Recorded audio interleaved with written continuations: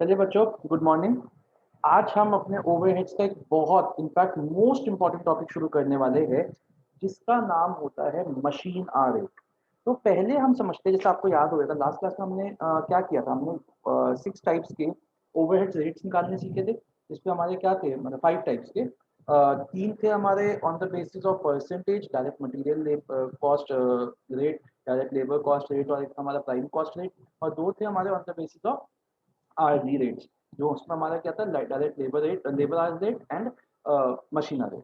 तो हमने क्या देखा था, हमारा एक नॉर्मल फॉर्मूला था कि amount of factory overhead divided by जो भी बेस है वो, अगर वो नीचे रुपीज है तो इंटू 100, अगर नीचे रुपीज नहीं है तो वही रहता था और वो रुपीज में आ जाता था। अब पॉइंट ये है कि सर मशीन आर रेट क्या है, इस मतलब क्या बस वही है कि amount of factory overheads divide by number of machine? नहीं, मशीन आर रेट एक कॉम्प्रिहेंसिव रेट है, जिसको आज हम निकालना सीखेंगे। और ये करीबन करीबन हम इसके 9-10 क्वेश्चन करेंगे। एक नहीं, करीबन करीबन इसके हम 9-10 क्वेश्चन करने वाले हैं। ठीक है।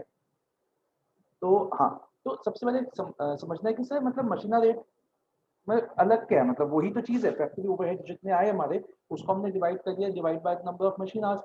सर एक बात बताओ, क्या एक फैक्ट्री में सारी मशीन एक तरीके की होती है? क्या एक फैक्ट्री में मान लीजिए हमने एक प्रोडक्शन डिपार्टमेंट ए है, उस प्रोडक्शन डिपार्टमेंट ए में 10 मशीनें चलती हैं, और उस प्रोडक्शन डिपार्टमेंट ए के टोटल फैक्ट्री ओवरहेड्स आए, लेट अस अज्यूम उस प्रोडक्शन डिपार्टमेंट ए के टोटल फैक्ट्री ओवरहेड्स आए हैं, लेट अस अज्यूम 10,000 या 50,000 कुछ भी आए, और उसमें टोटल मशीन आवर्स है 5,000। तो क्या मैं 50,000 को 5,000 से डिवाइड कर दूं और मेरे पास आ जाएगा 50,000 रुपीज 10 पर मशीन आवर? क्या ये सही है? अब मान लीजिए कि जो ए मशीन है उसकी कॉस्ट बिल्कुल अलग है, जो बी मशीन है उसकी कॉस्ट बिल्कुल अलग है। तो डोंट यू थिंक कि ये सही नहीं है? अगर हम सारी मशीन को आइडेंटिकल मान ले तो ये सही नहीं है। तो हमें क्या करना चाहिए, जितने भी हमारे फैक्ट्री ओवरहेड्स आए हैं प्रोडक्शन डिपार्टमेंट ए के, हम उसको क्या करेंगे, हम उनको अलग अलग मशीन्स के हिसाब से डिवाइड करेंगे। मतलब एक बार हम फिर से डिवाइड करेंगे जितने भी हमारे प्रोडक्शन ओवरहेड्स आए हैं, और उनको जिस तरीके की मशीन है हम उस तरीके की मशीन के हिसाब से उसको डिवाइड करेंगे। उसके बाद हमारा क्या आएगा, जब हम उससे रेट निकालेंगे तो हमारा क्या आएगा, एक मशीन का 1 घंटे का चलाने का खर्चा। आई रिपीट, एक मशीन का 1 घंटे का चलाने का खर्चा। अब मान लीजिए अंकित ने मुझे टास्क दिया कि सर आप अपनी फैक्ट्री में ये बना दो, और मेरे उस काम को करने के लिए, उस ऑर्डर को कंप्लीट करने के लिए मशीन ए के 10 घंटे लगेंगे, मशीन बी के 5 घंटे लगेंगे, मशीन सी के 6 घंटे लगेंगे। तो मैं तीनों का जो रेट है, मैं इसके ऑर्डर कंप्लीट करने के लिए जो जो मेरी डायरेक्ट मटेरियल है वो लगा दिया, जो डायरेक्ट कॉस्ट लेबर है वो ऐड कर दी, प्राइम कॉस्ट आ गई। फिर जब मैं फैक्ट्री ओवरहेड्स लिखूंगा तो मैं लिखूंगा मशीन ए 10 घंटे 10 घंटे इंटू जो भी रेट है, मशीन बी का जो भी रेट है इंटू जितने घंटे लगे, मशीन सी का जो भी रेट है इतने इंटू जितने घंटे लगे, वो मैं लिखूंगा, ऐड कर दूंगा टोटल को, वो मेरे फैक्ट्री ओवरहेड्स बन जाएगी। टोटल करके मेरी टोटल कॉस्ट बन जाएगी, अगर और कोई ओवरहेड्स नहीं है, और उसमें मैं अपना प्रॉफिट ऐड कर दूंगा। तो ये ज्यादा अच्छा मेथड है फैक्ट्री ओवरहेड्स को डिवाइड करने का। ये कौन सी इंडस्ट्रीज में लगता है? ये उन इंडस्ट्रीज में यूज होता है जहाँ पे मेनली कैपिटल इंटेंसिव जो होती है, मेनली जहाँ पे मशीनों से काम होता है, लेबर से कम काम होता है। तो अब आप मेरे को ये बताइए कि आपको ब्रॉडली समझ में आ गया कि मशीन रेट हम इतना कॉम्प्रिहेंसिव रेट कंप्यूट ही क्यों करते हैं? बताइए, समझ में आ गया? कोई डाउट तो नहीं किसी के मन में? ठीक है। तो अब हम मशीन रेट का जो हमारा हाँ जी बोलिए कुणाल। कुणाल पूछ। सर अभी ये बात क्या बताया, शॉर्ट में जरा बता देना, मैं था ही नहीं। तो तू अभी आया है क्या? अच्छा, ओहो, ठीक है। एक सेकंड सर, आवाज नहीं आ रही आपकी, एक सेकंड। मैं एक सेकंड दोबारा ज्वाइन कर।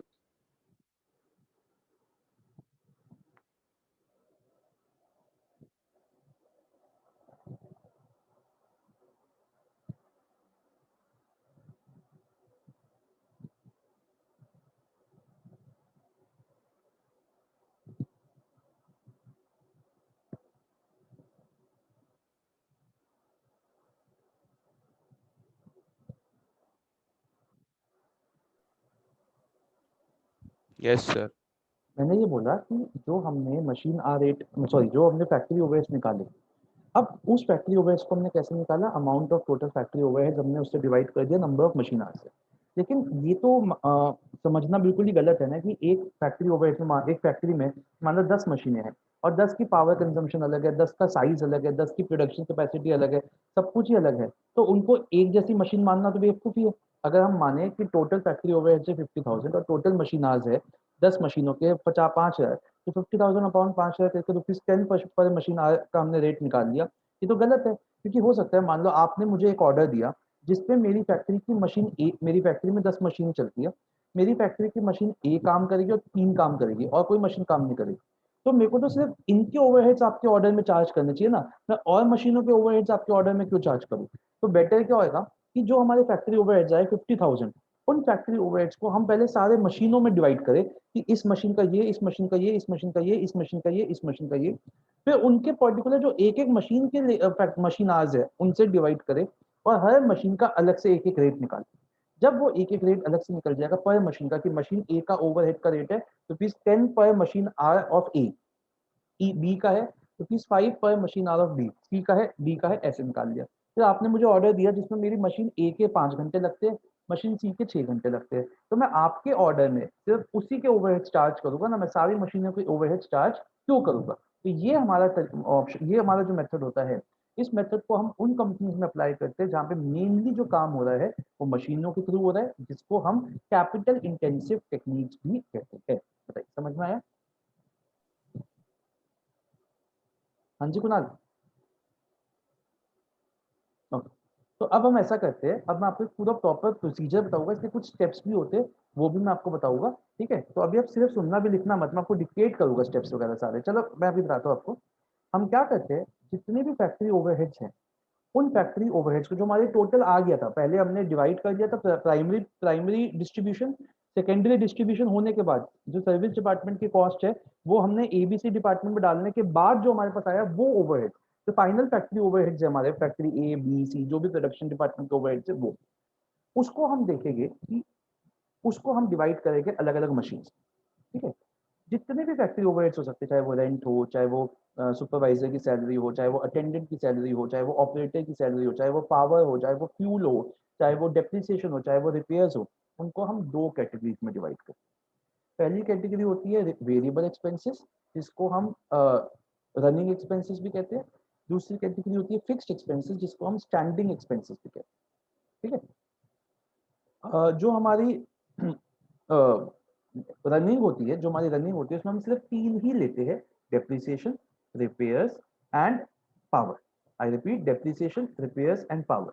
और जो हमारे फिक्स्ड होते हैं उसमें हम सारे एक्सपेंसेस ले लेते हैं, फ्यूल हो गया, अटेंडेंट सैलरी हो गई, कोई और लुब्रिकेंट यूज हो रहा है वो हो गया, ऑपरेटर सैलरी एक्सेट्रा एक्सेट्रा, जो भी हमारे खर्चे होते हैं, रेंट हो गया, सब कुछ, वो सब हम फिक्स में रखते हैं। ठीक है, इस ये जो डिवीजन हमने की, ये सिर्फ प्रेजेंटेशन के पर्पज से इंपॉर्टेंट है। कहने का मतलब आंसर में कोई फर्क नहीं पड़ेगा अगर आप फिक्स्ड को डिवाइड कर, फिक्स्ड को वेरिएबल मान लोगे, वेरिएबल को फिक्स्ड मान लोगे, कोई फर्क नहीं पड़ेगा, सिर्फ एक प्रेजेंटेशन पॉइंट ऑफ व्यू से इंपॉर्टेंट। ठीक है, अब हम कैसे निकालते हैं मशीना रेट, मैं आपको उसका फॉर्मेट बताता हूँ। मशीना रेट का अगर मैं हिंदी में एक लाइन में मतलब बोलूँ तो क्या है, मशीना रेट का एक लाइन में मतलब है एक मशीन का 1 घंटे का चलाने का खर्च। आई रिपीट, एक टाइप ऑफ मशीन या एक मशीन का 1 घंटे का चलाने का खर्च, ये है मशीन रेट। तो अब हम इसका फॉर्मेट आपको बना के दिखाते हैं। अभी आप मत लिखना, मैंने आपको डिक्टेट करा हुआ सारा।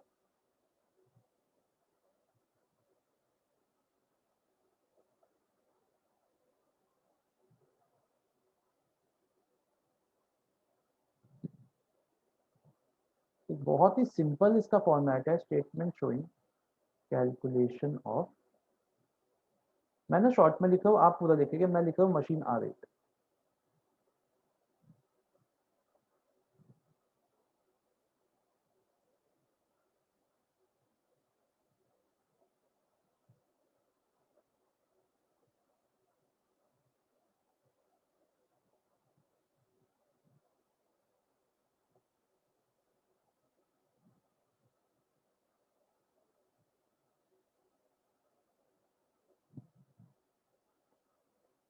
ठीक है, यहाँ हमने लिखे रनिंग एक्सपेंस, इसको हम वेरिएबल भी कह सकते हैं। इसमें हमारे तीन ही आते हैं बस, depreciation, repairs and maintenance and power. अब हम क्या करेंगे, इसका जितना भी जो भी रेट होएगा ना, जो भी अमाउंट होएगा ना, उसको हम यहीं पे डिवाइड कर देंगे, divide by productive machine hours, divide by productive machine hours. अब ये कैसे निकलेंगे वो मैं अभी आपको बताता हूँ, मशीन आवर्स। ठीक है, इसको मैं अभी निकाल के दिखाता हूँ। एक रेट आ जाएगा यहाँ पे। ऐसे रिपेयर्स का भी जितना भी अमाउंट है उसको हमने डिवाइड कर दिया प्रोडक्टिव मशीन आवर्स, इसका भी एक रेट आ जाएगा। और पावर का भी जितना भी अमाउंट है उसको भी हमने डिवाइड कर दिया प्रोडक्टिव मशीन आवर्स, इसका भी एक रेट आ जाएगा। ठीक है, 3 रेट ही हो गए। अब आ जाओ स्टैंडिंग में।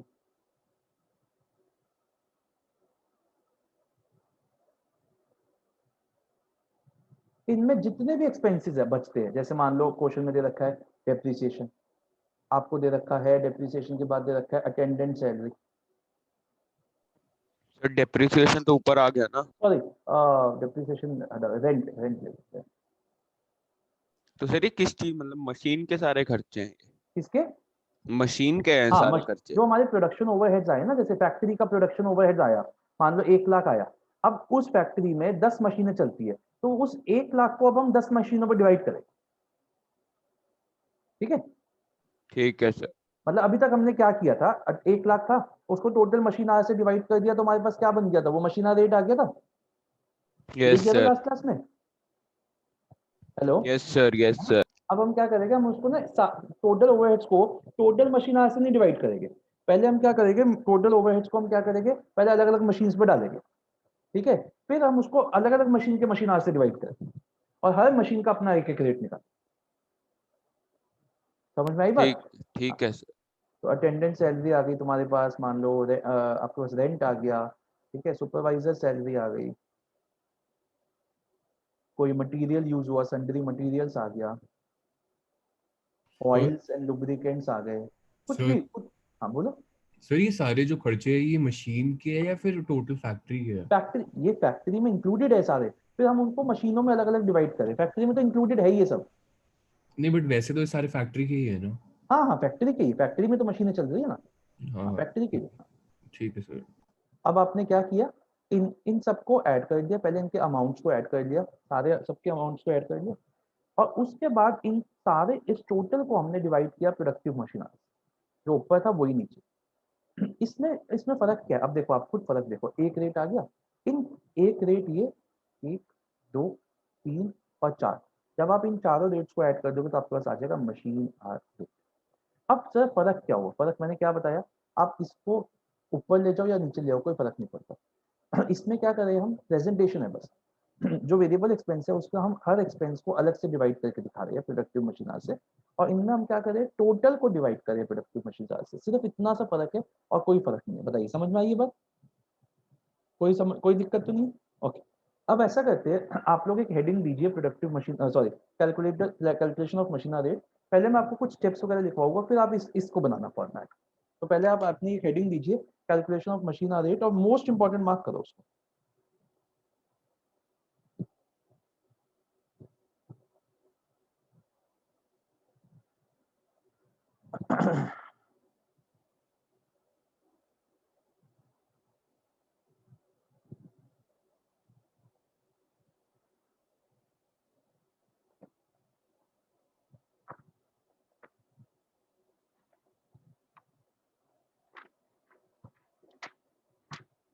लिखना शुरू करिए।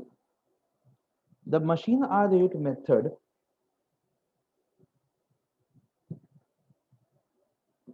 of allocation of factory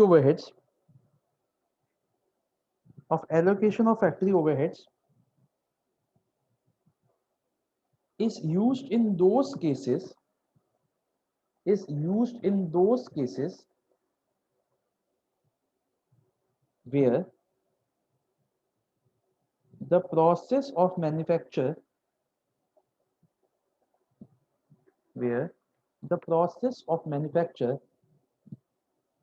are carried out by machines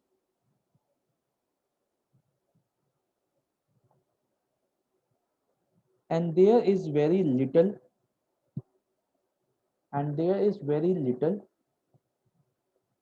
or practically no manual labor. There is very little or practically no manual labor.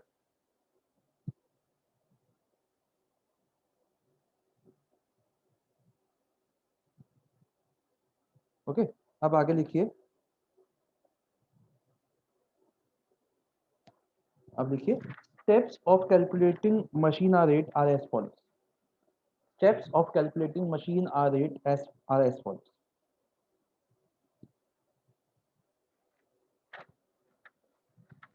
First step लिखिए, all the factory overheads, step 1, all the factory overheads are departmentalized as discussed earlier. Are departmentalized मतलब primary distribution and secondary distribution as discussed earlier. Full stop. The production, the same step में, the overheads of the service departments are also apportioned amongst all the production departments. The overheads of the service departments are also apportioned amongst all the production departments. The overheads of service departments are also apportioned amongst all the production departments.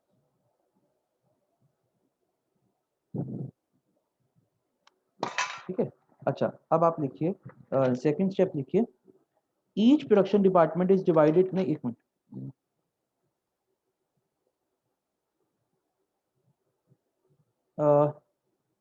हाँ लिखिए, each production department is divided, each production department is divided into suitable cost centers comprising of group of similar machines, So suitable. cost centers comprising of group of similar machines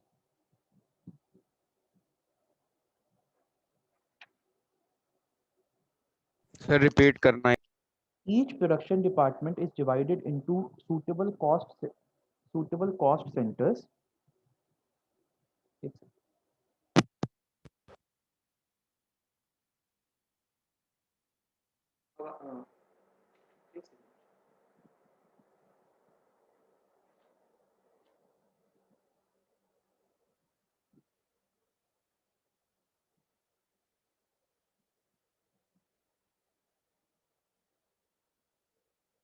आवाज आ रही है क्या? कम आ रही है sir थोड़ी. कम आ रही है ना?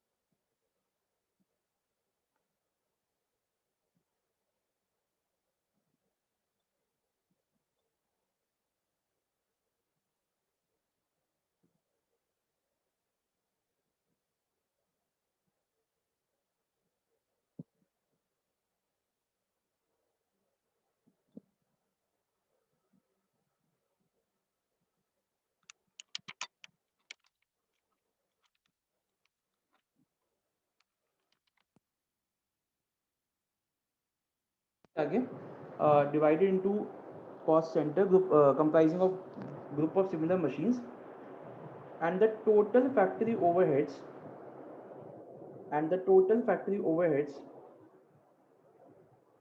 are apportioned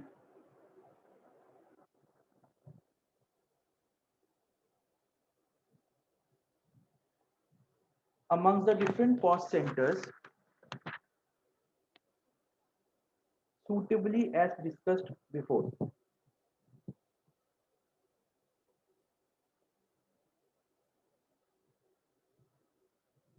Step 3 लिखिए,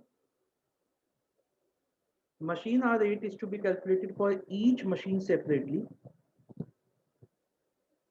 machine hour rate is to be calculated for each machine separately.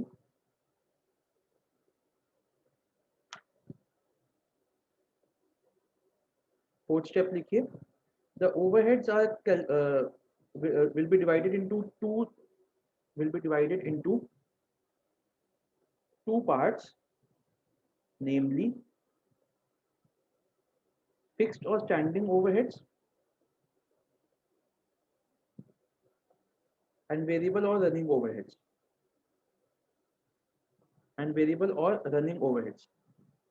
Running variable running और इसको मशीन ओवरहेड्स भी बोलते हैं, मशीन एक्सपेंसेस भी बोलते हैं. तीन नाम होते हैं वेरिएबल वाले.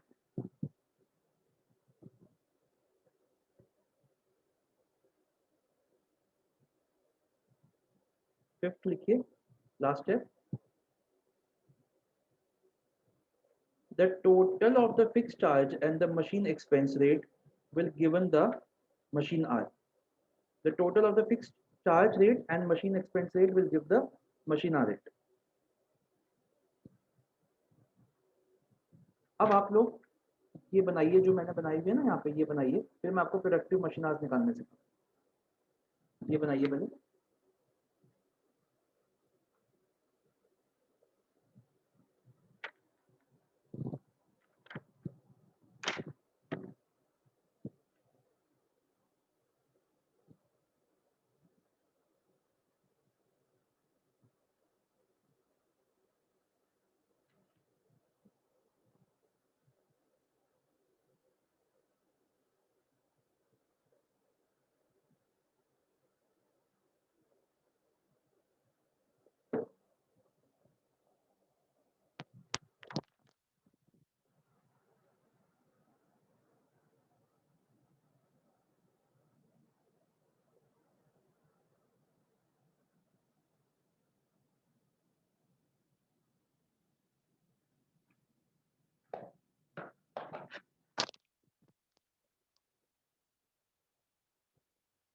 सर डिनोमिनेटर में क्या है?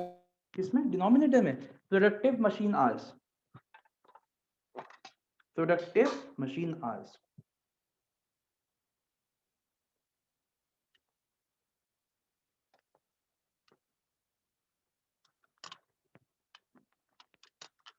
सर ये दे रखा होता है?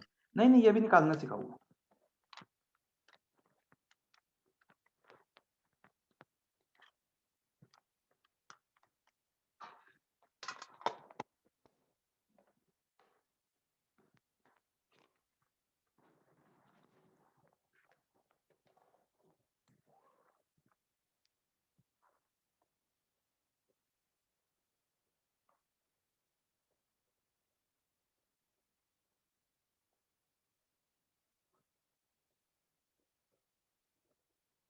तो सर मशीन आवर वाले में सुपरवाइजर वो सब की सैलरी क्यों डालेंगे?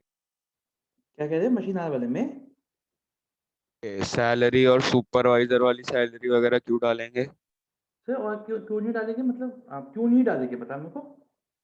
सुपरवाइजर किसको सुपरवाइज कर रहा है? मशीन्स को. अटेंडेंट किसको चला रहा है? मशीन्स को. बोल कुणाल. Kunal yes sir. बता, क्या दिक्कत आ रही है? किसको चला रहा है वो?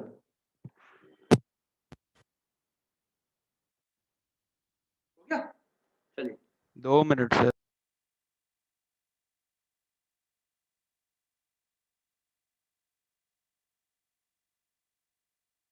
सिर्फ फिक्स में यही होते हैं फिर और भी होते हैं? हाँ, फिक्स में तो और कुछ भी हो सकता है. ये तो मैंने कुछ नाम लिखे. और वेरिएबल में 3 ही होते हैं? हाँ, वेरिएबल में आप 3 ही लोगे. और बुक में भी हर में 3 ले रखे, एक में एक दो क्वेश्चन अलग कर रखा है, लेकिन नहीं, आप सिर्फ ये 3 ही लेके चलोगे वेरिएबल हमेशा. ओके.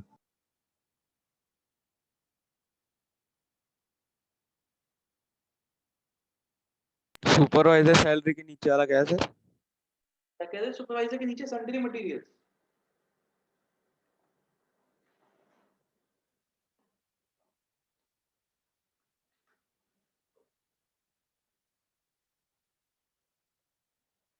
चले आगे बढ़े.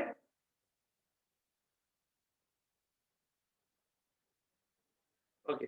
अब आप नीचे लिखिए calculation of productive machine hours. Calculation of productive machine hours.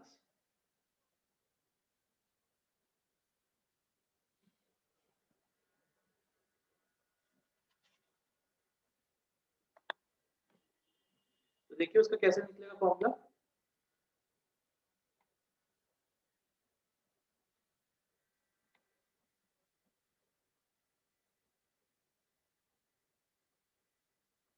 Normal machine hours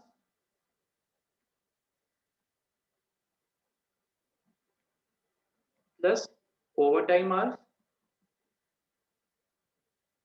ठीक है। अब इसमें से माइनस करेंगे unproductive setup hours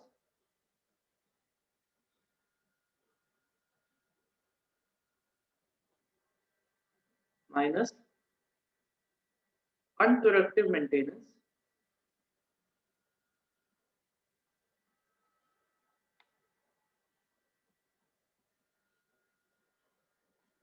and normal loss of machine hours.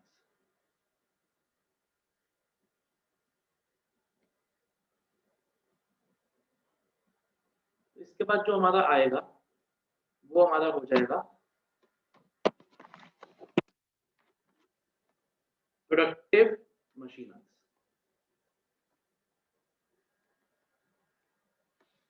इसमें एक नोट लिखेंगे कि कभी भी प्रोडक्टिव मशीन सेटअप आवर्स को माइनस नहीं करेंगे।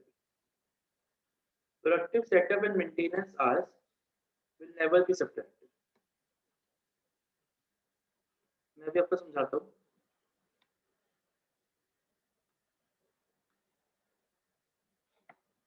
will never be subtracted। And और ये पहला नोट, और दूसरा abnormal loss of hours will also be not be subtracted। मैं सबका एग्जांपल देता हूँ। will also not be subtracted। देखो बच्चों, ऐसी बहुत सी मशीनें होती है जिन जो प्रोडक्शन से पहले जिनको तैयार होने में टाइम लगता है, जैसे कोई बॉयलर होता है उसको गर्म होने में टाइम लगता है, कोई बहुत सी ऐसी मशीन होती है। सबसे पहले तो नॉर्मल मशीन आज क्या है, ओवर टाइम आज क्या है, हमें लिख लिया हमने। अब मान लीजिए जब मशीन तैयार हो रही है, हीट हो रही है, उस टाइम पे अगर वो सेटअप है, उसका सेटअप आज है, अगर उस टाइम पे भी हम उस मशीन को और कुछ काम कर सकते हैं, एक सेक्शन उसका तैयार हो रहा है लेकिन दूसरे सेक्शन में हमारा काम चल सकता है, तब तो वो प्रोडक्टिव सेटअप माना जाता है। अदरवाइज वो माना जाएगा अनप्रोडक्टिव सेटअप, और जो नॉर्मल मशीन आज है हम उसको माइनस कर देंगे कि वो मशीन तैयार हो रही है, अभी 1 घंटा तो उसको गर्म होने में लगेगा, तब तक कोई काम नहीं हो सकता, तो वो अनप्रोडक्टिव। लेकिन मान लीजिए 2 सेक्शन है, एक सेक्शन में काम चल सकता है, एक सेक्शन तैयार हो रहा है, तो हम उसको प्रोडक्टिव मानेंगे। अब आइए मेंटेनेंस पे। जैसे मान लीजिए एसी होता है, एसी की कभी कोई सर्विस हो रही है, मतलब ड्राई सर्विस हो रही है, तो वो लगे लगे भी हो जाती है। चल रहा है एसी, उन्होंने थोड़ा ड्राई सर्विस, उन्होंने निकाला सर्विस का, वो एसी के आगे के वेंट निकाले, वो उसका जो एयर फिल्टर है साफ किया, चला चल गया, वो चल रहा है एसी, एसी बंद नहीं हुआ। ऐसी मशीनों में भी होता है। मशीनों में मान लीजिए मशीन चल रही है आपकी, एक कोई और पार्ट है, कोई उसका मेंटेन मतलब कोई उसका ड्राई पार्ट है जो जिससे मशीन ऐसी बाहर की बॉडी बॉडी वो बदल दी, मशीन चल रही है, तो वो होगी मेंटेनेंस। लेकिन अगर मेंटेनेंस के टाइम प्रोडक्टिव मेंटेनेंस, अगर मेंटेनेंस के टाइम पे हमें मशीन को बंद करना पड़ा, पूरा उसका प्रोडक्शन रोकना पड़ा, तो वो क्या हो जाएगा, अनप्रोडक्टिव मेंटेनेंस। नॉर्मल लॉस क्या होता है, नॉर्मल लॉस आपको पता ही है कि मशीन चलती है 5 घंटे रोज चलती है, लेकिन उससे 1 घंटा कोई काम नहीं होता, that is normal loss. Productive मैंने भी नीचे लिख पाया कि प्रोडक्टिव सेटअप एंड मेंटेनेंस को माइनस नहीं करते क्योंकि वो तो काम हो रहा है। एबनॉर्मल लॉस को भी कभी माइनस नहीं करते, ये बहुत इंपॉर्टेंट पॉइंट है। देखो बच्चों, ये जो हम प्रोडक्टिव आवर्स निकाल रहे हैं, ये मशीन, ये अभी हम फोरकास्ट करें अगले साल के लिए, जिसके लिए हमें वो आगे काम करना है। मेरे को एक बात बताओ, एबनॉर्मल लॉस का एग्जांपल दो, normal loss of machine hours का एग्जांपल क्या हुआ कि फैक्ट्री में आग लग गई, ठीक है, तो उस वजह से मशीन बंद हो गई, या मान लीजिए मेजर ब्रेकडाउन हो गया, या कोई शॉर्ट सर्किट हो गया, क्या इन ये होता है एबनॉर्मल। कोरोना हो गया, ये एबनॉर्मल था, कोरोना की वजह से मशीनें बंद हुई है, कोई लेबर ही नहीं आ रही। तो मुझे एक बात बताइए, क्या इन चीजों को फोरकास्ट किया जा सकता है? क्या कोई फोरकास्ट कर सकता है कि आग लगेगी फैक्ट्री? तो क्योंकि हम एबनॉर्मल लॉस को कभी भी फोरकास्ट नहीं कर सकते, इसलिए हम एबनॉर्मल लॉस ऑफ टाइम को माइनस भी नहीं करेंगे। आप मुझे अब बताइए, समझ में आ गया आपको प्रोडक्टिव ओवरहेड्स क्या, प्रोडक्टिव मशीन आवर्स क्या होते हैं? इस पूरे टॉपिक में जो डिनोमिनेटर होगा वो प्रोडक्टिव मशीन आवर्स का हमेशा मशीन आवर्स ही होएगा। एक जगह पे अलग होएगा, वो मैं बताऊंगा आपको, वरना हर जगह प्रोडक्टिव मशीन आवर्स ही होएगा, चाहे वो फिक्स्ड हो चाहे वो वेरिएबल। बताइए, समझ में आ गया आपको इतना सब कुछ? कोई डाउट तो नहीं किसी के मन में? आज मेरा टारगेट 3 क्वेश्चंस का था, लेकिन लेकिन देखते हैं टाइम के हिसाब से देखेंगे जितना हो सकेगा, 2 1 हो कोई दिक्कत नहीं है, जो भी करेगा अच्छे से करेगा। ये समझ आ गया? तो एक क्वेश्चन के साथ स्टार्टिंग करें, किसी को कुछ पूछना नहीं? ओके, तो आइए एक सर बेस एक बार ये नॉर्मल लॉस और अबनॉर्मल लॉस का फर्क क्या हुआ? लॉस होता है, जैसे आपने आपकी एक कैपेसिटी है कि मशीन एक दिन में 10 घंटे चलती है, तो उसमें से 1 घंटा तो जो मशीन है ना उसको हमें बंद करना पड़ेगा, या कह लीजिए कि वो लंच लंच पे गए, जैसे हम लंच पे जाती है मशीनें बंद कर जाती है, कोई वो सेटअप भी नहीं होता, मेंटेनेंस नहीं होता, मशीन को स्टैंड बाय मोड पे डाल दिया या इवनिंग ब्रेक हो गई, ये होता है नॉर्मल लॉस। ठीक है, ये तो नॉर्मल लॉसेस को हम फोरकास्ट कर सकते हैं, इसलिए, लेकिन उस टाइम पे प्रोडक्शन तो नहीं हुई ना, इसलिए हमने उसको क्या कर दिया, माइनस। एबनॉर्मल लॉस क्या होता है कि जैसे कोई मेजर ब्रेकडाउन हो गया मशीन, वो तो आ गया सर समझ। तो ये होता है नॉर्मल लॉस में। लंच ब्रेक्स, इवनिंग ब्रेक्स, जो नॉर्मल चीजें होती है ना, जो रोजमर्रा की होती होती है, जो आपकी लॉस होगी होगी, वो तो जिसको हम एस्टिमेट कर सकते हैं। ठीक है, अब आइए बच्चों,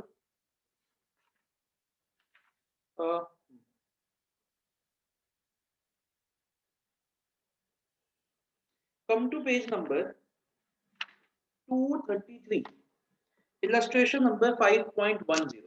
अच्छा क्वेश्चन है, बहुत इजी तो नहीं है, अच्छा क्वेश्चन है। Illustration number 5.10, page number 233। Okay. From the following information, compute machine hour rate in respect of a machine installed in the department. Cost है मशीन की 40,000, लाइफ है मशीन की 10 साल, वर्किंग आवर्स पर ईयर है 2200, जिस पर लिखा हुआ है कि सेटअप टाइम 200 घंटे का, मतलब 2200 के अंदर 200 घंटे सेटअप के। अभी तक हमें ये नहीं बताया गया है कि प्रोडक्टिव है या अनप्रोडक्टिव है। अगर कहीं क्वेश्चन में नहीं लिखा होगा तो आप कुछ भी मान सकते हो, इट इज बेटर कि आप प्रोडक्टिव मान लो, लेकिन फुट नोट में लिख दो, in the absence of information we have assumed the setup hours to be productive and therefore not substantive। अभी देखते हैं इस क्वेश्चन में लिखा हुआ है कुछ क्या नहीं लिखा हुआ, अगर नहीं लिखा होगा तो हम अपने assumption ले लेंगे। आप मानने को तो अनप्रोडक्टिव भी मान सकते हो, बट सेटअप मतलब, बट इट इज एडवाइजेबल कि आप प्रोडक्टिव मानो अगर क्वेश्चन में कुछ नहीं।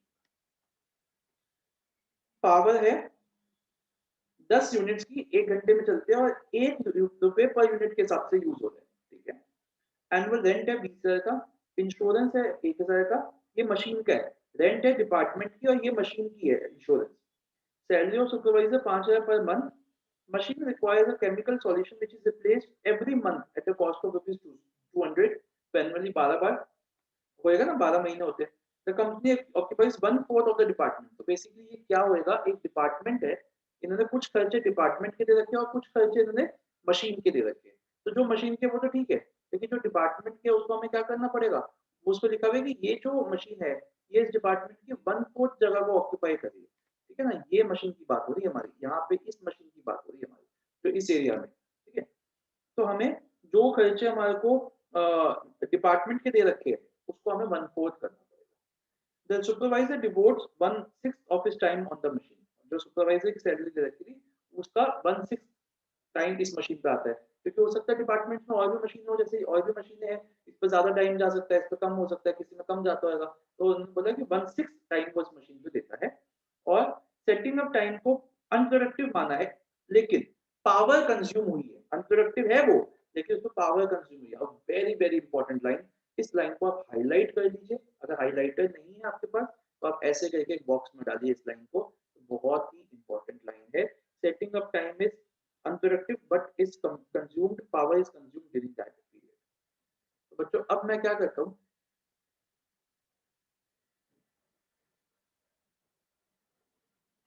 ऐसा करते हैं, हाँ, अब एक तरीके से सबसे पहले हम क्या करते हैं, सबसे पहले हम प्रोडक्टिव मशीन आवर्स निकालते हैं। तो calculation of productive machine hours,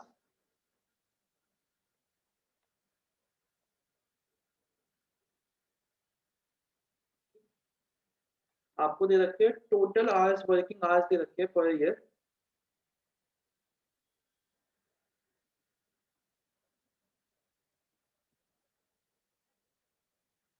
बाईस less unproductive setting,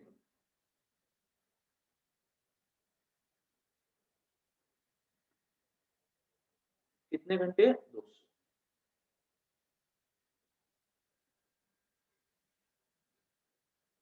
productive machine hours हमारे पास आ गया 2000। यहाँ तक समझ में आ गया? एक बार जरा हैंड रेस कर दो, हैंड हाई फाई दे दो अगर सबको समझ में आ गया ये तो। अंकित, आर्यन, कुणाल एंड निमिष। आर्यन जी एंड निमिष, नहीं समझ में आया? आर्यन है भी यहाँ पे नहीं है? आर्यन है और निमिष? Yes sir. ओके चल, अब हम निकालते हैं इसकी टेबल। मैं बनाऊंगा इसको ना, मैं करवाऊंगा। अब हम बनाते हैं इसकी table, calculation of machine hours.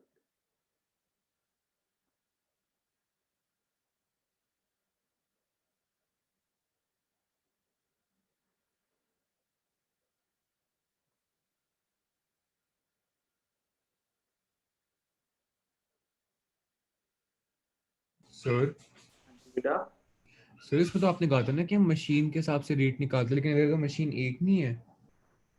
एक है, हाँ मशीन एक नहीं है, मशीन कई होगी, हमें एक मशीन का निकालना है। अच्छा, ये एक मशीन का हाँ कॉस्ट दे हमें रखा एक है। मशीन, मशीन का रेट हमेशा एक मशीन का ही निकलेगा सर हमेशा। सर ये तो आपको कॉस्ट। अलग अलग टाइप की 4 मशीनों का भी निकालने को आ सकता है, लेकिन एक मशीन का रेट एक टाइप ऑफ मशीन के लिए निकलता है। सर तो ये कॉस्ट जो है ये एक ही मशीन की दे रखी है। हाँ ये एक ही मशीन की रेट। अच्छा ठीक। अब देखिए सबसे पहले हम रनिंग एक्सपेंस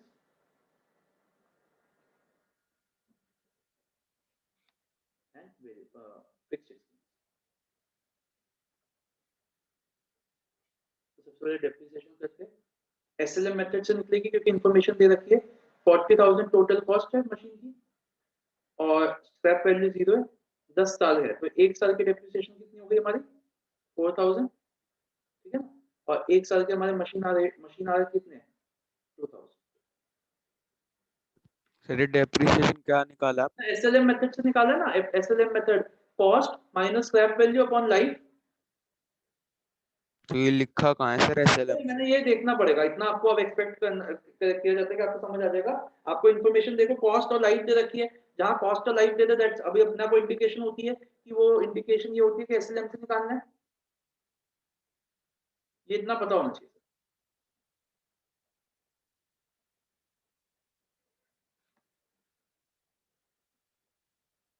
पावर का मैं जो है अभी पॉइंट ये मैं अभी कराऊंगा क्योंकि ये बहुत इंपॉर्टेंट है। तो जैसे आर्यन के लिए हमेशा हम एक स्टैंपिंग कर देते हैं, तो वो आज भी कर देते हैं।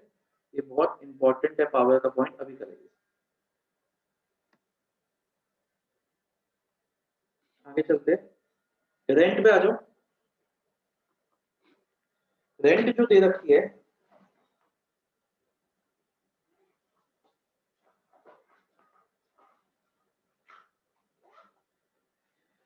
बीस हजार के डिपार्टमेंट की रेंट है, डिपार्टमेंट की रेंट है 20,000 की। और इस डिपार्टमेंट की कितनी जगह ले रही है ये मशीन? 4 है ना, तो कितना हो जाएगा? 20,000 डिपार्टमेंट की रेंट है, इस डिपार्टमेंट की कितनी जगह ले रही है? 4, तो कितना हो जाएगा? 5,000। ये समझ में आई बात? 1/4 ऑफ द डिपार्टमेंट। उसके बाद इंश्योरेंस आ जाओ, ये मशीन का ही दे रखा है तो सीधा से बाहर लिख दो, मतलब इधर लिख दो 1,000 salary of supervisor. 5,000 per month है, तो पहले तो 5,000 इंटू 12, और उसमें लिखा हुआ है कि जो सुपरवाइजर है वो 1/6 टाइम डिवोट करता है इस मशीन पे।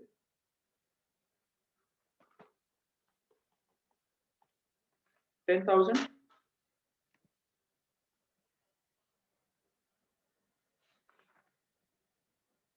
आगे आ जाओ, एक केमिकल सॉल्यूशन भी लगता है मशीन में,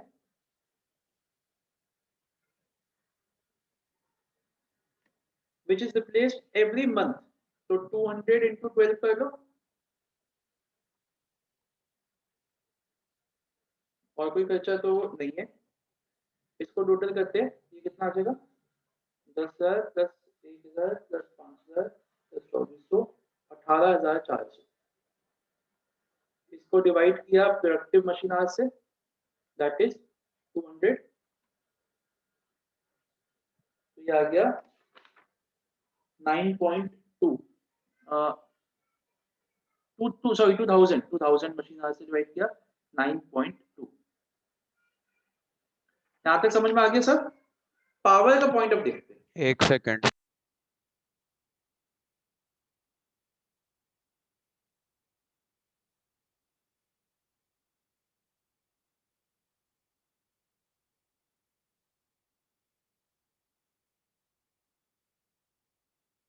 सर बेटा सर जैसे फिक्स्ड में आपने सबको ऐड करके डिवाइड बाय 2000 करा है और हाँ, वेरिएबल में सबको ऐड कर देते हैं और जो वेरिएबल होते हैं उसमें हम अलग अलग रखते हैं। मैंने लिखा ना, फिक्स में फर्क सबको तो ऐड कुछ कर पड़ता है सर, फर्क तो कुछ पड़ेगा ही नहीं फिर भी। मैंने बोला तो था सर, कोई प्रेजेंटेशन का फर्क है, सिर्फ प्रेजेंटेशन ही है।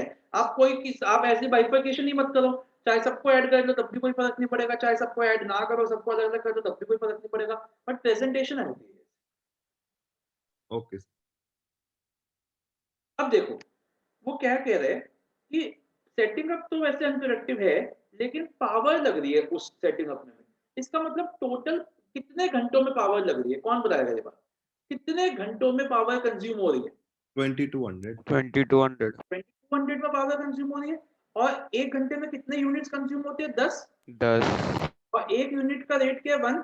1 तो इसका मतलब टोटल कॉस्ट कितनी आ गई? 22,000 पावर की। लेकिन हम इसको डिवाइड कितने से करेंगे? 2000। तो इससे हमारा रेट क्या आ गया? 11। तो अब आप बोलोगे सर ये तो इजी था। इजी तो था, लेकिन गलती क्या हो जाती है, हमें 1 घंटे का रेट निकालना होता है। जैसे हम पावर की लाइन पढ़ते हैं, 1 घंटे में 10 यूनिट चलते हैं, 1 रुपए का रेट है, तो चलो 10 लिख देते हैं। लेकिन नीचे पढ़ना पड़ेगा हमें, कहीं क्वेश्चन में ये तो नहीं लिखा कि पावर प्रोडक्टिव आवर्स में भी यूज हो रही है या अनप्रोडक्टिव आवर्स में भी यूज हो रही है, किस किस में सेटअप में, वो सब में। तो वो हमें देखना पड़ेगा, क्योंकि डिनोमिनेटर तो हमेशा और हमेशा कितना रहेगा? हमेशा और हमेशा प्रोडक्टिव आवर्स का ही रहेगा। न्यूमरेटर अलग हो सकता है, जैसे इस क्वेश्चन में ये चीज।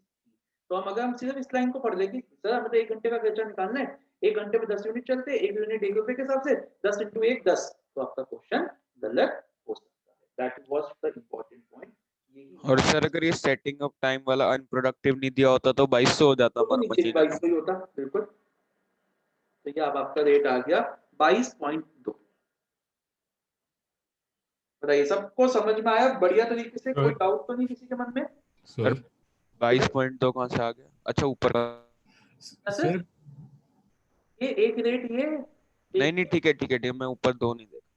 हाँ जी अंकित बोल।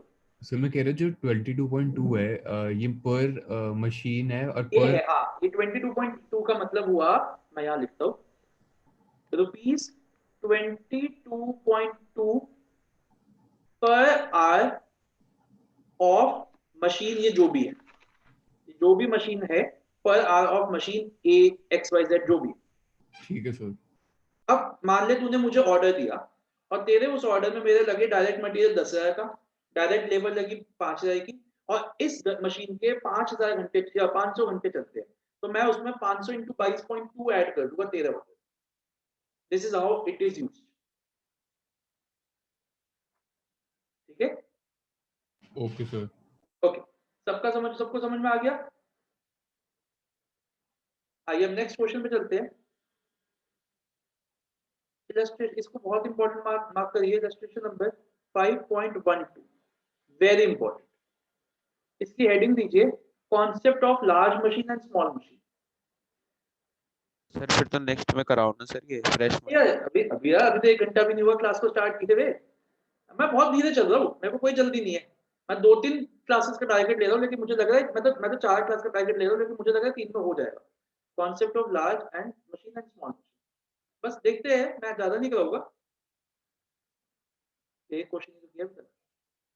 देखो क्या कह रहे हैं। पहले तो हम इसमें एक ऐसा करते हैं, फैक्ट्री बना लेते हैं इस क्वेश्चन में। भी आप मत बनाना, भी आप बस देखो मैं क्या कर रहा हूँ। A manufacturing company uses 2 identical large and 4 identical small machines, मतलब 6 मशीन है। Each large machine occupies 1/4 of the workshop। अच्छा जी सर, ठीक है, 1/4 of the workshop। तो ऐसा करते हैं सर, इसको हाफ डिवाइड कर लेते हैं और इसको भी हम यहाँ से हाफ डिवाइड कर देते हैं। तो ये मतलब हाफ, इस मान लो हाफ ही है, तो ये हो गई सर एक लार्ज,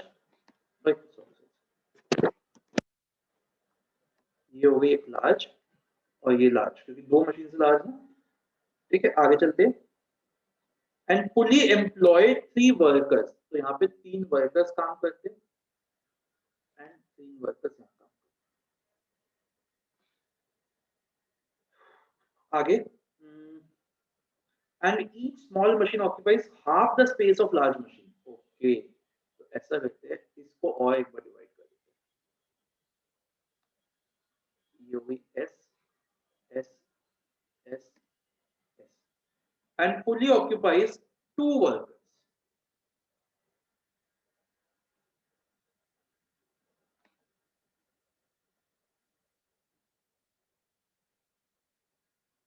ठीक है,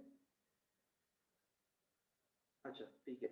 Each of the 6 machine is estimated to work for 1400 hours per year, while the effective मतलब वैसे तो हर साल जो बड़ी मशीन है वो चलेगी 1400, सॉरी सारी मशीन 1440 घंटे चलेगी, लेकिन अगर हम लाइफ की बात करें तो बड़ी मशीन की लाइफ है 12000 घंटे और छोटी मशीन की लाइफ है 9000 घंटे. लार्ज मशीन की 20000 कॉस्ट है, स्मॉल मशीन की 4000 कॉस्ट है, स्क्रैप वैल्यू दे रखी है, रिपेयर्स मेंटेनेंस दे रखा है, ठीक है, पावर कंजम्पशन दे रखी है, मैनेजर की सैलरी दे रखी है, एक्सेट्रा. ठीक है, टेकिंग अ पीरियड ऑफ, बेटा इस लाइन को वेरी इंपॉर्टेंट मार्क करो, लास्ट लाइन पे आ जाओ. Taking a period of 3 months as a basis, मतलब आपको एनुअल नहीं बनाना, आपको 3 महीनों का रेट निकालना है. कैलकुलेट द मशीन, मतलब रेट जो निकालना है उसमें 3 महीनों की इंफॉर्मेशन लेनी है. ये गलती हम कर देते हैं, हम ऐसी लाइन नहीं पढ़ते, हम सारा एनुअल बनाना शुरू कर देते हैं. जब उसमें क्वेश्चन में लिखा हुआ है कि आपको 3 महीने का डाटा को मतलब को बेस बनाना है, तो हमें 3 महीने का करना पड़ेगा, जो भी खर्चा एनुअली दे रखा है इनटू 3/12 करना पड़ेगा. Calculate the machine rate for large machine as well as a small machine. तो हम ऐसा करते हैं, हम इसको ना दो मतलब एक ही टेबल में बना लेते हैं दोनों का. तो इसमें तो सीधा मशीन आवर रेट फिर वो ले लेगा ना 12 और 9. मैं बता, हाँ अभी बताता हूँ आपको. 12 और 9 क्या कह रहे हो, क्या ले लेंगे? जो मतलब इसने वो इफेक्टिव वर्किंग लाइफ दे रखी है. वो सर पूरी जिंदगी की है, वो पूरी जिंदगी की है. एक साल में 1440 घंटे चलेंगे वो. मशीन तो एक साल से ज्यादा काम करेगी ना. हम्म.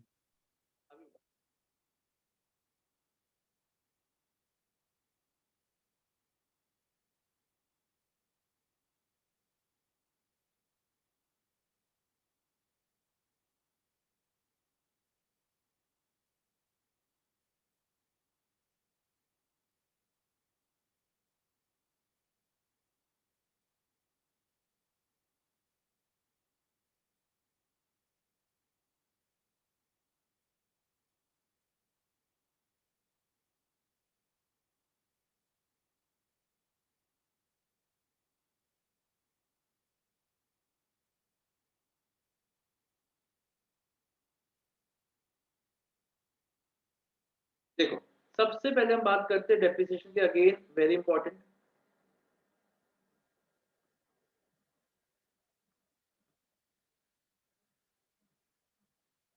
क्या दे रखी है डेप्रिसिएशन लार्ज मशीन की? कॉस्ट क्या है? 20,000 की कॉस्ट है. पहले मैं लार्ज की निकालता हूँ. और स्क्रैप वैल्यू क्या है? 4000.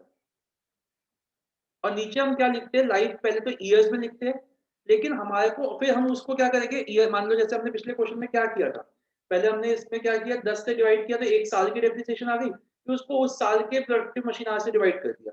ठीक है, अब अगर मैं कोई बात, उस समय को 1 घंटे की डेप्रिसिएशन आ गई है. अब आप मुझे एक बात बताओ, अगर किसी ने यही बता दिया क्वेश्चन में कि ये जो है 20,000 माइनस 4000, ये कितने घंटों की डेप्रिसिएशन है, मतलब 20,000 सॉरी 12,000 चलेगी, तो तुम्हारा काम और आसान हो गया. किसी ने हमें बता दिया कि ये मशीन टोटल अपनी लाइफ में 12,000 चलेगी, तो ये जो डेप्रिसिएशन है हमारी 1 घंटे की कैसे निकलेगी, 20,000 माइनस 4000 डिवाइड बाय 12,000. ये बात समझ में आई कि नहीं आई? बताइए जरा, सोच के बताइए, ये बात समझ में आई कि नहीं आई? कुणाल, ये चीज समझ में आई कि नहीं आई? कोशिश है सर समझने की. बताओ अंकित, आर्यन, जल्दी बताओ. निमिष, सर 12,000 वाला दोबारा बताना. सर ये जो डेप्रिसिएशन थी हमारी 20,000 माइनस 4000 16,000 की, इसको पहले हम लाइफ से डिवाइड करते हैं. अब लाइफ मान लो ईयर में होती कि 10 साल, तो पहले हम डिवाइड करते हैं 16,000 डिवाइड बाय 10 तो 1600. ठीक है, फिर मैं देखता कि एक साल का कितने घंटे हैं, समझ रहे हैं? Yes sir. तो वो 1 घंटे का आ जाता. ठीक है, हाँ. अब इस क्वेश्चन में क्या कहा कि 16,000 की जो डेप्रिसिएशन है वो टोटल 12,000 घंटे की डेप्रिसिएशन है। 12,000 घंटे के बाद ये मशीन चलनी बंद हो जाएगी। ठीक है, यस सर। तो हमने सीधा 12,000 से डिवाइड कर दिया। बता, समझ में आया? तो सीधा 12 से करने के बाद हमारा क्या आ जाएगा ये? 1 घंटे की डेप्रिसिएशन, अच्छा ठीक है। हमें 1 घंटे की डेप्रिसिएशन ही चाहिए। ठीक है, ठीक है। तो हमारे पास आ गई 16,000 डिवाइड बाय 12,000, ये आ गई 1.33। तो इसको सर अब वो प्रोडक्टिव वाले से डिवाइड नहीं करेंगे? नहीं, प्रोडक्टिव वाले से तब करते हैं ना जब हमारे को एक साल पहले साल पता होते कितने चलेंगे। अल्टीमेटली ए में 1 घंटे का खर्चा निकालना है, तो अगर कोई अलग तरीके से निकालना है तो निकाल दिया। अगर हम इस प्रोडक्टिव वाले से तब डिवाइड करते हैं ना, पहले मेरे को पता होता है कि कितने साल चलेगी, तो 1 साल की डेप्रिसिएशन आ जाती। बता यस कुणाल, सर। है? हाँ सर। फिर हम उसको डिवाइड करते उससे 1 साल के प्रोडक्टिव आवर्स से। ठीक है सर। चलो, अब आ जाओ। तो सर इसमें वो नहीं, जैसे 2 मशीन है तो 20,000 इंटू 2 नहीं करेंगे? मशीन जैसे लार्ज वाली तो 2 है ना? नहीं, ये तो हम ईच का सर, हमें एक मशीन का निकालना होता है। अभी तो बताया था अंकित को, मशीन का रेट एक टाइप ऑफ मशीन के लिए निकलता है। तो अब तुमने मेरे को कोई ऑर्डर दिया, मेरी फैक्ट्री में 2 मशीन लगी हुई है लार्ज, एक ही काम करती है, तो तेरा ऑर्डर या तो मैं एक मशीन पे करूंगा ना, या तो इस पे या इस पे करूंगा ना, ये थोड़ी ना दोनों पे करूंगा। यार ठीक है ठीक। फोटोस्टेट की मशीन एक दुकान में 6 लगी हुई है एक ही टाइप की तो तेरा फोटोस्टेट का कोई ऑर्डर मैं एक ही मशीन पर चलाऊंगा ना यार। यस। तो मैं एक मशीन का खर्चा निकाल रहा हूँ, लार्ज टाइप की मशीन का एक, क्योंकि सबका एक जैसा होगा, स्मॉल टाइप की मशीन का एक जैसा होगा। मान लो तेरी फोटोस्टेट की शॉप है, तेरी 4 मशीनें हैं, 2 small 2 large, sorry 2 coloured 2 black and white. ठीक है, अब तेरी 4 मशीन है तो तू 2 टाइप के रेट निकालेगा, एक कलर्ड का एक ब्लैक एंड व्हाइट। ठीक है। अब देखो रिपेयर्स, ये कितना दे रखा है, लार्ज मशीन का 4,000, स्मॉल मशीन का 1,200। अब आगे देखो, इसमें अंडरलाइन करो, ड्यूरिंग इट्स इफेक्टिव लाइफ, ये नहीं कि 1 महीने का 1 साल का, इफेक्टिव लाइफ, इफेक्टिव लाइफ मतलब 12,000 घंटे 9,000 घंटे जो टोटल चलेगा। तो लार्ज मशीन का जो वो है रिपेयर्स है वो 4,000 है अपॉन 12,000 टोटल इफेक्टिव लाइफ, और जो स्मॉल मशीन के रिपेयर्स है वो है 1,200 अपॉन 9,000।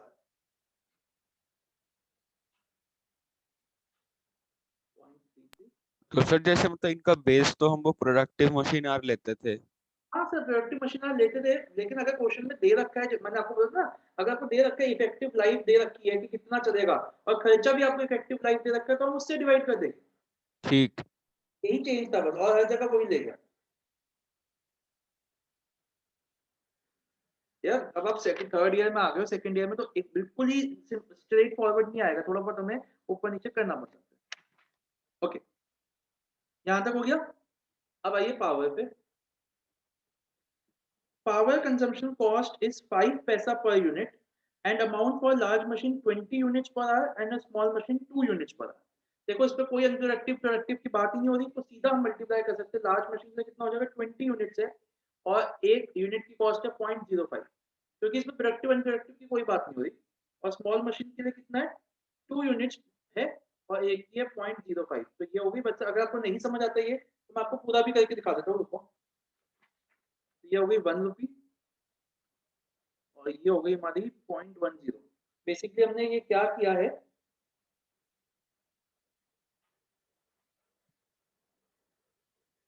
अगर मैं आपको थोड़ा पावर का बताऊं तो टोटल 1440 घंटे चलती है, एक साल में 1440 घंटे का है इनकी वर्किंग प्रोडक्टिव। ठीक है, लेकिन हमें 3 मंथ्स का बेस लेना है, तो इसको 3 मंथ्स की वर्किंग आवर्स कितने हो जाएंगे, 3 मंथ्स के आवर्स हो जाएंगे हमारे 1440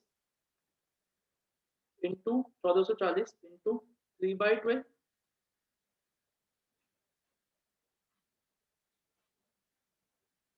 360 घंटे। अब अगर आप पावर को पूरा अपना करना चाहते तो क्या होएगा, 360 घंटे में टोटल पावर कितनी लग जाएगी, 20 20 यूनिट। और 1 यूनिट का रेट क्या है 5 पैसा। तो ये आपका टोटल पावर का बिल आ जाएगा 360 और डिवाइड बाय हमने कितने से करना है 360 आवर्स 360 ही है तो इससे डिवाइड कर देते ₹1 आ गया जो हमारा इसमें वैसे ही आ गया। इसमें आप इसलिए शॉर्टकट किया क्योंकि इसमें प्रोडक्टिव अनप्रोडक्टिव वाली कोई बात नहीं हो रही इसलिए हमने शॉर्टकट कर दिया यहाँ पे। तो इसलिए मैंने ये शॉर्टकट कर लिया बट अगर आपको नहीं आपको लगता नहीं सर मैं तो पूरा करके देखना चाहता हूँ तो आप इस तरीके से कर सकते हैं।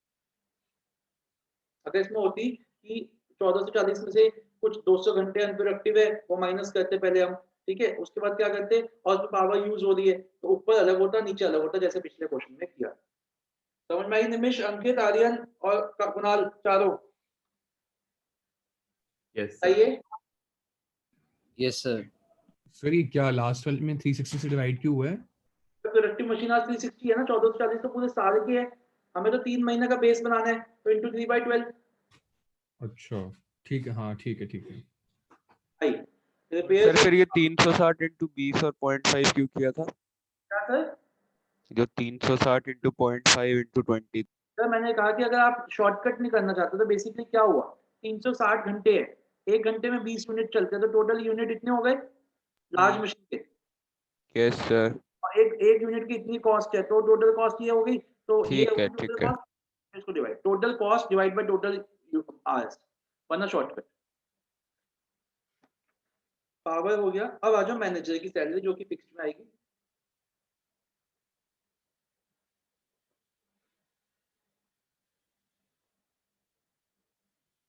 अच्छा तो वो कह रहे हैं कि 4800 तो पहले आय का है तो पहले तो 4800 को डिवाइड करो सॉरी ईयर का है 3/12 क्योंकि हमें 3 साल 3 महीनों का चाहिए और workman workshop supervision occupies half is time तो पहले तो ये 3 महीने का आ गया तो इस वर्कशॉप पे उसका हाफ टाइम लगता है 1/2 और ईच मशीन जितनी टोटल हमारी कितनी मशीन है 6 मशीन है 6 मशीन उसका इक्वल टाइम लेती है तो इंटू 1/6 कितना हो गया ये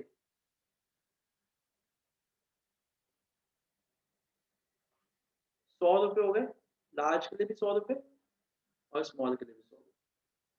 ये चीज समझ में आई सबको पहले तो 3 महीने का निकाल लिया फिर उसने कहा कि ये जो 3 महीने ये जो सैलरी है उसकी वर्क ये जो हमारा सुपरवाइजर है वो अपना हाफ डिवोशन किस डिपार्टमेंट में देता है यहाँ पे 6 मशीनें चल रही है तो पहले उससे हाफ कर दिया और फिर उस हाफ में वो 6 मशीनें देखता है तो हमने हर मशीन के लिए 1/6 कर दिया इक्वल ओके क्योंकि 6 मशीनें कहाँ से ये जो 6 मशीन है हमारी इस डिपार्टमेंट की है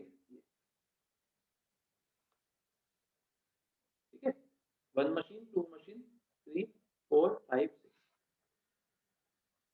आगे सबको समझ में आ गई नहीं बात। अब आ जाओ rent of the machine is 6400 year तो इंटू 3/12 और उसके बाद वो कैसे डिवाइड होगी देखो लार्ज की तो 3/12 कितनी हो गई है 6400 इंटू 3/12 करो 1600 हो गई।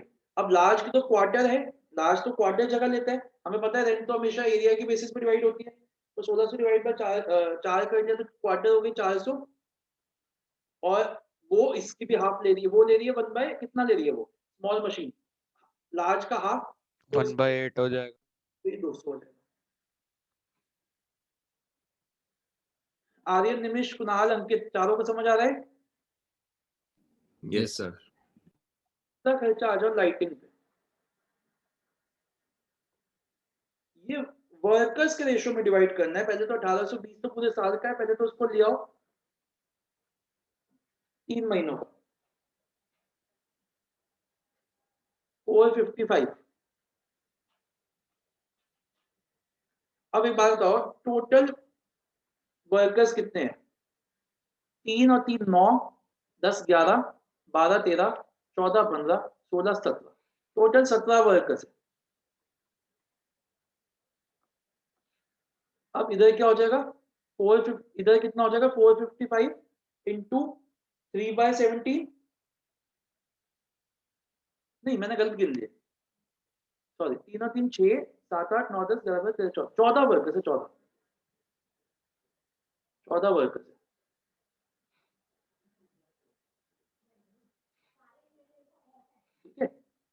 तो अब देखिए, तो 455 डिवाइड बाय 14 इंटू 3, तो ये कितना हो जाएगा 97.5,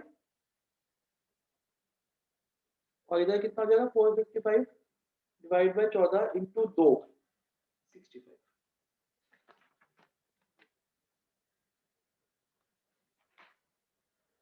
बस यही खर्चे, इनको टोटल कर लो।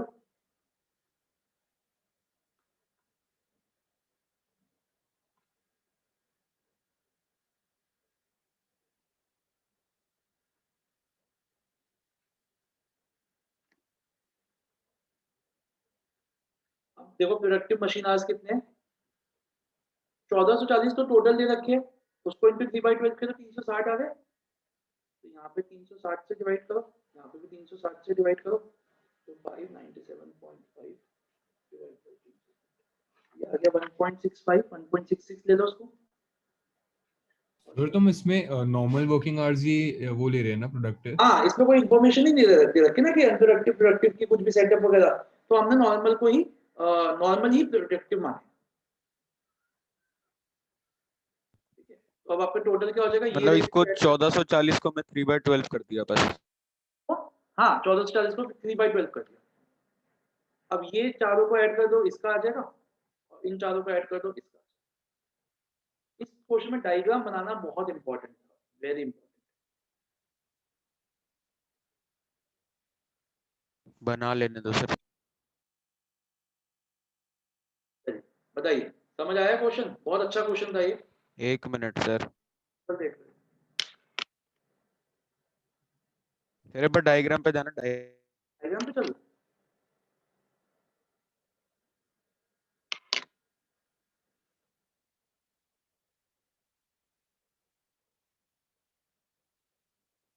एक सेकंड,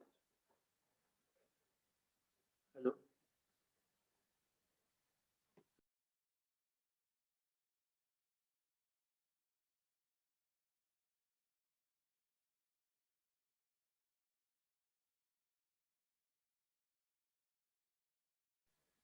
हो गया? तो सर इसमें जैसे अगर हमें ये जो 12,000 मतलब वो जो इफेक्टिव वर्किंग आवर नहीं दे रखे होते। वो नहीं दे रखे होते, वही हाँ कह रहे हो। Yes sir. तो हम क्या करते हैं, तो क्या दे रखा होता, तो आपको दे रखा होता है कि मशीन 10 साल चलेगी। तो देखो, अगर वो ना दे रखा होता तो आपको कोई और इन्फॉर्मेशन दे रखी होती कि मशीन 10 साल चलेगी, तो हम क्या करते हैं, 20 माइनस 4000, 16000 डिवाइड बाय 10, 16 साल, 16000 डिवाइड बाय 10 साल, तो एक साल की कितनी कॉस्ट आ गई हमारी, 1600। Yes sir. 1600 को डिवाइड करते, 1600 एक साल की आ गई, इंटू 3/12 करते, 3 महीने की आ जाती फिर है। वो 3 महीने की आ जाती, और डिवाइड बाय 360, अच्छा ठीक है। हमें अल्टीमेटली 1 घंटे का खर्चा आता ठीक है सर। है। और ये इफेक्टिव वर्किंग आवर्स मतलब वही होगा ना, लाइफ हो गया जो हमें आवर्स में मतलब दे ये कह रखे रहे हैं। हैं कि डेप्रिसिएशन जो है, डेप्रिसिएशन तो पूरी लाइफ की खर्च कॉस्ट बता, लाइफ बता दी आपने कि मशीन इतना चलेगी। जैसे यार सीएफएल बल्ब होती है ना, इसकी लाइफ है 10,000 घंटे, तो हम उसकी डेप्रिसिएशन बता, उससे डिवाइड कर दिया हमने। ये पता तब चला क्योंकि इसमें प्रोडक्टिव अनप्रोडक्टिव सेटअप वगैरह का कोई चक्कर नहीं था। अगर इस क्वेश्चन में सेटअप अनप्रोडक्टिव वगैरह का चक्कर होता ना, तो ये चल ही नहीं सकता, तो उनको देनी पड़ती इन्फॉर्मेशन वो वाली, लाइफ वाली, ईयर्स वाली। अभी ठीक तो है हम ये सर। मान रहे हैं कि सारे घंटे प्रोडक्टिव है हमारे। बताइए आर्यन, अंकित, निमिष, समझ में आया? Yes sir. कोई डाउट तो नहीं किसी के मन में इस क्वेश्चन को लेके या कॉन्सेप्ट को लेके? नो सर अभी तक तो नहीं। अभी तक तो नहीं ना, बस बढ़िया। तो एक क्वेश्चन और करते हैं आज के लिए, लास्ट। नहीं सर बस सर अब लास्ट। यार आज ना कम हुई है क्लास यार। अरे सर हो बहुत सर, बहुत भारी क्वेश्चन था सर। चलो कोई नहीं, फिर आज की क्लास को यहीं रोकते हैं। कल आपकी क्लास नहीं है, फ्राइडे को मॉर्निंग में सेम टाइम पे ही है आपकी क्लास, 10:30, ठीक है? No sir, no no no. भाई नो यार, सैटरडे संडे तू वैसे ही नहीं ले सकता। नहीं सर, फ्राइडे को मैंने आपको बताया तो था, थोड़ा लेट रख लो सर। क्या था फ्राइडे को? फिर लास्ट फ्राइडे भी मैंने आपको बोला था कि एंड में आपने बताया था 10:30, मैंने कहा मैं रख लेता हूँ, नेक्स्ट टाइम आप चेंज कर देना टाइम। क्या मैं, अच्छा एक मिनट, मॉर्निंग में क्लास होती है सर। क्या होती है? तो वही मॉर्निंग में क्लास होती है ना फ्राइडे सारे। फ्राइडे को नेक्स्ट क्लास। आपका बस यही होमवर्क है कि आपको ये सारा कॉन्सेप्ट रिवाइज करना है और ये दोनों क्वेश्चन के ऊपर रीड करना है फ्राइडे 11 बजे। Okay, bye bye.